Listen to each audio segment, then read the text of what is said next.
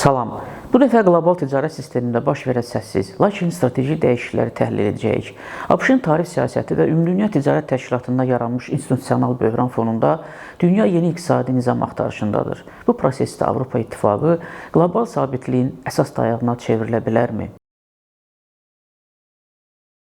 Qlobal iqtisadi sistem dərin transformasiya mərhələsindən keçir. ABŞ-da Donald Trump administrasiyasının tətbiq etdiyi tarif siyasəti beynəlxalq ticarət mühitini daha da mürəkkəbləşdirib, proteksionizm meyilləri gücləndirib və Ümumdünya Ticarət Təşkilatının institusional rolunu faktiki olaraq zəiflədib. Belə bir şəraitdə analitik dairələr yeni ticarət arxitekturasının formalaşmasında əsas aktorun kim olacağı sualını gündəmə gətirirlər. ABŞ-ın nüfuzlu analitik mərkəzlərdən biri olan Peterson İnstitutu hesab edir ki, bu boşluğu doldurmaq potensialına malik əsas güc Avropa İttifaqıdır.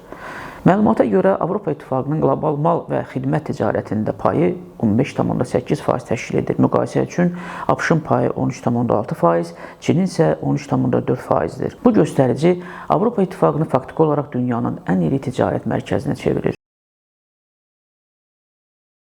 Ümumdünya Ticarət Təşkilatında islahatların dalına dirənməsi, xüsusilə ABŞ-ın apellyasiya mexanizmini bloklaması qlobal ticarət qaydalarının tətbiqində institusional böhran yaradıb. Bu şəraitdə Brüsselin tənzimləyici güc strategiyasına üstünlük verəcəyi ehtimal olunur. Bu strategiya Avropa İttifaqının standartlarının geniş bazarlara çıxış vasitəsilə ixrac edilməsinə əsaslanır. Avropa İttifaqı artıq dünyanın ən geniş ticarət sazişləri şəbəkəsinə malikdir. 40-dan çox ikitərəfli və regional müqavilə qüvvədədir. Bundan əlavə, inkişaf etməkdə olan ölkələrlə bağlanmış təxminən 30 asimetrik saziş mövcuddur ki, bu da Avropa bazarına daha əlverişli şərtlərlə çıxış imkanı yaradır.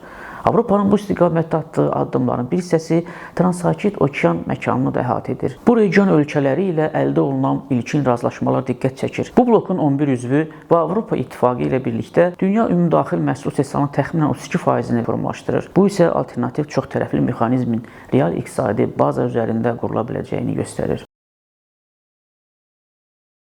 Lakin ekspertlər xəbərdarlıq edirlər. Avropa İttifaqının qlobal ticarət sistemində liderliyə yüksəlməsi üçün daxili siyasi konsolidasiyanın gücləndirilməsi vacibdir. Ticarət siyasəti Brüsselin səlahiyyətində olsa da, yekun qərarlar üzv dövlətlərin siyasi razılığına əsaslanır. İqlim siyasəti, daxili istehsalın qorunması və bazara çıxış prinsipləri kimi məsələlərdə vahid mövqe qorunmadığı halda Avropa İttifaqının tənzimləyici güc strategiyası zəifləyə bilər. Brüsseldə yerləşən analitik mərkəz Bruegel hesab edir ki, Avropa İttifaqı artıq iki tərəfli müqavilələrdən daha geniş çox tərəfli formatlara keçid mərhələsindədir. Bu isə faktiki olaraq yeni ticarət arxitekturasının mərhələli şəkildə qurulması deməkdir.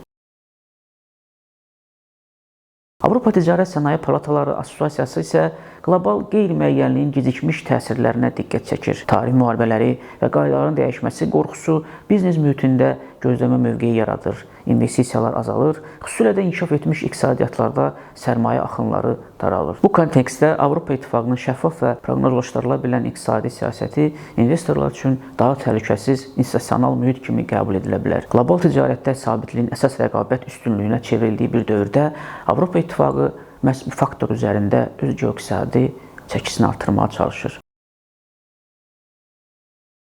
Beləliklə, qlobal ticarət sistemində güc balansı dəyişir, proteksionizmin artdığı, qaydaların sual altına düşdüyü bir mərhələdə sabitlik və proqnozlaşdırıla bilənlik əsas strateji üstünlüyə çevrilir.